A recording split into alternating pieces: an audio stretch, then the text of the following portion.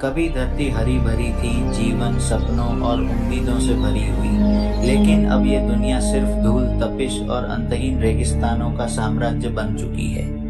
पानी के लिए छिड़ा एक भयानक युद्ध सब कुछ बदल गया और उस युद्ध में इंसानियत हार गई। दुनिया की आधी से ज्यादा आबादी प्यास से मर चुकी है और जो लोग अब भी जिंदा हैं, वे हर दिन सिर्फ एक और सूर्योदय देखने के लिए संघर्ष कर रहे हैं, क्योंकि इस नई दुनिया में पानी ही जीवन है और पानी ही युद्ध।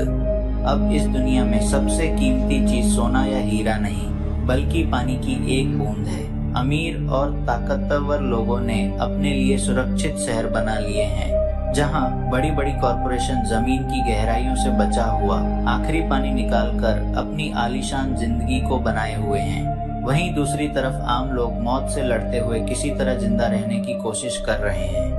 इसी बेरहम दुनिया में रहता है एक साधारण किसान, डैनी। उसके परिवार में उसकी पत्नी रूही, बड़ी बेटी तमन्ना और छोटा बेटा एडम है।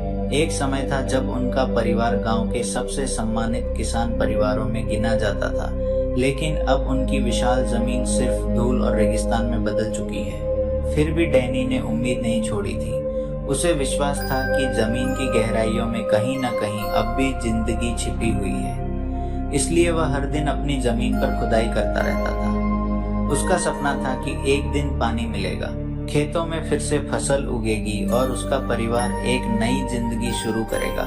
लेकिन एक रात उसकी जमीन पर लगी पानी निकालने वाली मशीन चुराने के लिए दो चोर आ जाते हैं। खबर मिलते ही डैनी बंदूक लेकर वहां पहुंच जाता है। चोर पानी मांगने का नाटक करते हैं, लेकिन उनमें से एक चुपके से हथियार निकालने की कोशिश कर रहा था। डैनी ने समय बर्बाद नहीं किया। अगले ही पल रेगिस्तान की खामोशी गोलियों की आवाज से टूट जाती है। चोरों में से एक वहीं मारा जाता है, लेकिन डैनी के लिए इससे भी बुरी खबर उसका इंतजार कर रही थी। मशीन की जांच करने पर उसे पता चलता है कि उसकी जमीन में बचा हुआ थोड़ा सा पानी भी खत्म हो चुका है। अब उसे और दूर जाकर नई खुदाई करनी होगी। अगले दिन डैनी अपने बेटे एडम को लेकर वाटरमैन के कैंप पहुंचता है। ये लोग बड़ी कंपनियों के लिए जमीन से पानी निकालकर शहरों तक पहुंचाते थे। वहीं डैनी अपने पुराने परिचित मैक्स से पाइपलाइन की दिशा बदलने की गुजारिश करता है, क्योंकि उन्हीं मशीनों की वजह से उसकी जमीन का सारा पानी सूख चुका था। लेकिन मैक्स उसे बता देता है कि ऐसे फैसले उसके हाथ में नहीं है। निराश होकर डैनी वापस लौटने लगता है। रास्ते में उसका इकलौता गधा गिर जाता है और उसका पैर टूट जाता है। प्यास से तड़प रहे उस जानवर को बचाने का अब कोई रास्ता नहीं था। अपनी आंखों के आंसू छुपाते हुए डैनी खुद अपने हाथों से उसे गोली मारकर उसकी तकलीफ खत्म कर देता है। कुछ समय बाद डैनी एक नीलामी घर से एक पुराना रोबोट खरीदता है, ताकि डिलीवरी का काम आसान हो सके। उसी रोबोट के लिए विक्टर नाम का एक युवक भी बोली लगा रहा था, लेकिन आखिरकार वह रोबोट डैनी जीत जाता है और इससे पिता और बेटे दोनों बेहद खुश हो जाते हैं। इसके बाद वे लोग रूही से मिलने अस्पताल जाते हैं। एक दुर्घटना के बाद से रूही चल नहीं सकती थी। आधुनिक तकनीक की मदद से वह किसी तरह चल फिर पाती थी, लेकिन उस तकनीक को घर लाने की हैसियत डैनी के पास नहीं थी। अपनी माँ के सिर पर लगा सेंसर देखकर एडम गहराई से भावुक हो जाता है। कुछ देर तक वह अपनी माँ के साथ प्यार और अपनापन भरे पल बिताता है, लेकिन फिर विदा लेने का समय आ जाता है। माँ से विदा लेकर डैनी और एडम वापस अपने घर की ओर निकल पड़ते हैं। गाड़ी चलाते हुए डैनी के मन में बस एक ही सवाल बार बार घूम रहा था, इस मुश्किल परिस्थिति का सामना आखिर कैसे किया जाए। आगे क्या होने वाला है यह कोई नहीं जानता था, लेकिन वह इतना जरूर समझ चुका था कि अब टूटने का समय नहीं है। हिम्मत और धैर्य के साथ ही उन्हें आगे बढ़ना होगा। वापसी के रास्ते में डैनी की मुलाकात अपने पुराने दोस्त रॉबिन से होती है। जब उसका अपना परिवार ही पानी की कमी से जूझ रहा था, तब भी डैनी अपने हिस्से का थोड़ा सा पानी रॉबिन और उसके परिवार के साथ बांट देता है। इस बेरहम दुनिया में भी उसकी इंसानियत जिंदा थी। घर लौटते ही विक्टर वहां पहुंच जाता है।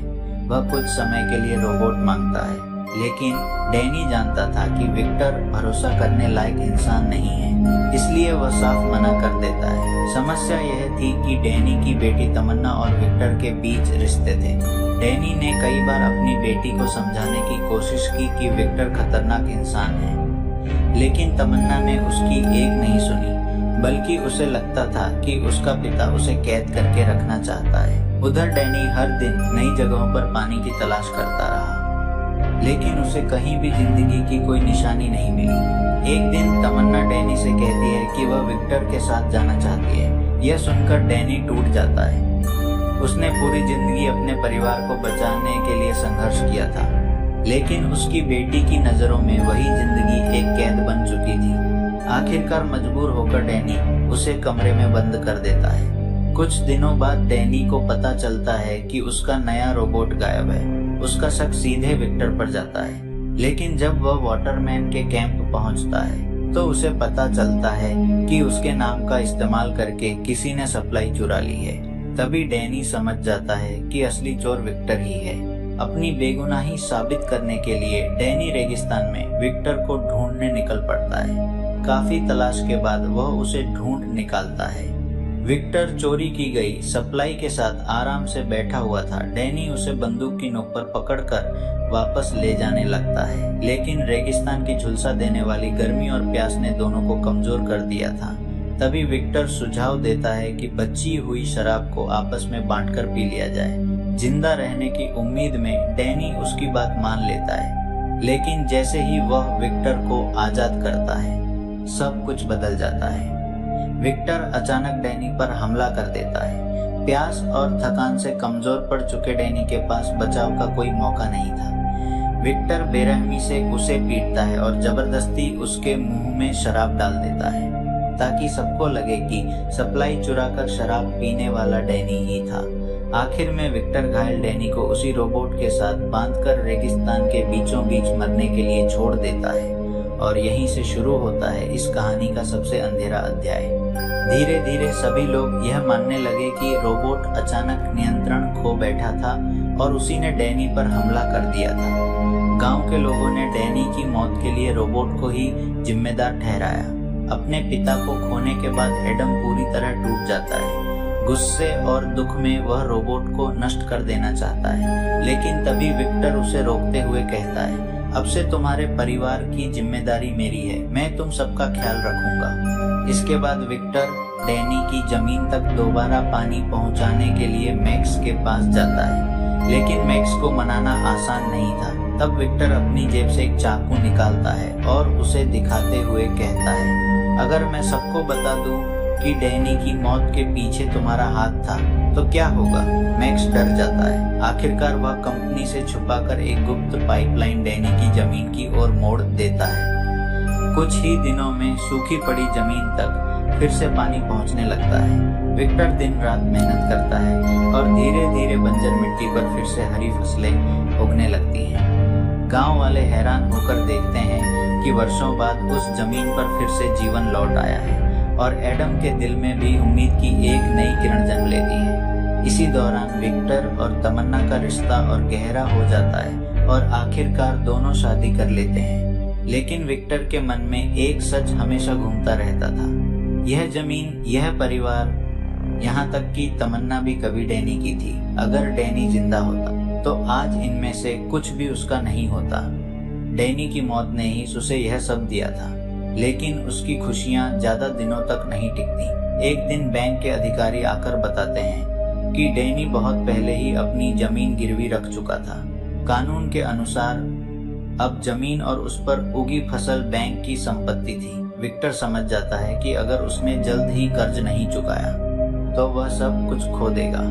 पैसों का इंतजाम करने के लिए विक्टर रोबोट को बेचने का फैसला करता है, लेकिन उसका लालच यहीं खत्म नहीं होता। वह रॉबी नाम के एक गरीब आदमी को खाने और पानी का लालच देकर अपने साथ ले जाता है और बाद में उसके छोटे बच्चे को बेच देता है। जब रॉबी इसका विरोध करता है तो उसे गोली मार दी जाती है। विक्टर किसी तरह अपनी जान बचाकर वहां से भाग निकलता है। भागते समय वह रोबोट को वहीं छोड़ देता है, लेकिन गोलियों के असर से रोबोट का पुराना प्रोग्राम फिर से सक्रिय हो जाता है और वह अपने असली मालिक के पास लौटने लगता है, शहर में रहने वाला केल्विन। रोबोट पर लिखा डैनी का नाम देखकर रेडियो के जरिए संपर्क करने की कोशिश करता है। रेडियो का सिग्नल पाकर एडम हैरान रह जाता है। विक्टर ने तो कहा था कि रोबोट बिक चुका है, फिर वह केल्विन के पास कैसे पहुंचा। अब एडम का शक और गहरा हो जाता है। वह खुद शहर जाकर रोबोट को वापस लाने का फैसला करता है। रास्ते में उसकी मुलाकात आना नाम की एक रहस्यमयी लड़की से होती है, जो लोगों को चोरी छिपे शहर के अंदर पहुंचाने का काम करती थी। आना की मदद से एडम आखिरकार शहर पहुंच जाता है और केल्विन से अपना रोबोट वापस ले लेता है। रोबोट की जांच करते हुए एडम को पता चलता है कि उसके अंदर एक वीडियो रिकॉर्डिंग सिस्टम मौजूद है। शुरुआत में वह अपने पिता के साथ बिताए कुछ खूबसूरत पल देखता है, लेकिन फिर उसकी नज़र एक ऐसी रिकॉर्डिंग पर पड़ती है जो उसकी पूरी दुनिया बदल देती है। वीडियो में साफ दिखाई देता है कि डैनी का असली कातिल विक्टर था। सच जानकर एडम स्तब्ध रह जाता है। उसके पिता किसी हादसे में नहीं मरे थे, उनकी हत्या की गई थी, लेकिन वह तुरंत किसी को कुछ नहीं बताता क्योंकि तमन्ना उस समय गर्भवती थी। इसलिए एडम फैसला करता है कि न्याय अब वह खुद करेगा। एडम एक जाल बिछाकर विक्टर को उसी जगह बुलाता है जहां डैनी मारा गया था। वहां पहुंचकर विक्टर एक गड्ढे में गिर जाता है और बुरी तरह घायल हो जाता है। उसी समय एडम बंदूक लेकर उसके सामने आ खड़ा होता है। विक्टर अपनी गलती मान लेता है और अपनी जान की भीख मांगता है, लेकिन एडम की आंखों के सामने सिर्फ अपने पिता का चेहरा था और फिर उसकी उंगली ट्रिगर पर चली जाती है। उसी पल विक्टर की कहानी हमेशा के लिए खत्म हो जाती है। इसके बाद एडम रोबोट की सारी यादें मिटा देता है ताकि तमन्ना कभी इस भयानक सच को न जान सके। कुछ दिनों बाद जब विक्टर वापस नहीं लौटता तो तमन्ना पूरी तरह टूट जाती है। एडम उससे सिर्फ इतना कहता है, विक्टर हमें छोड़कर चला गया है। समय के साथ तमन्ना भी उसे भुलाने लगती है। इसके बाद एडम और तमन्ना मिलकर अपनी जिंदगी को फिर से शुरू करते हैं। अब उनके पास जमीन थी, फसल थी और अपनी माँ रूही को वापस घर लाने का सपना भी। एक तरफ बदले की ठंडी शांति थी और दूसरी तरफ एक ऐसे सच का बोझ जिसे हमेशा के लिए छिपा कर रखना था। इन्हीं दो भावनाओं के बीच यह कहानी अपने अंत तक पहुंचती है।